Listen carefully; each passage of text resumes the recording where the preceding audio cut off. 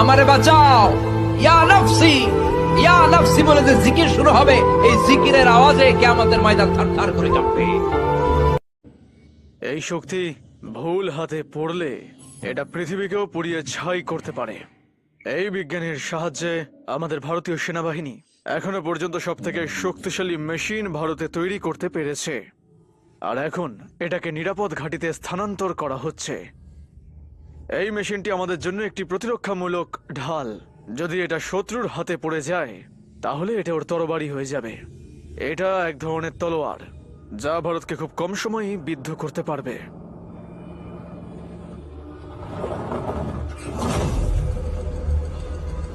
Security is good. আপনার ETE কত? ETE 10 minute. I repeat, ETE 10 minute.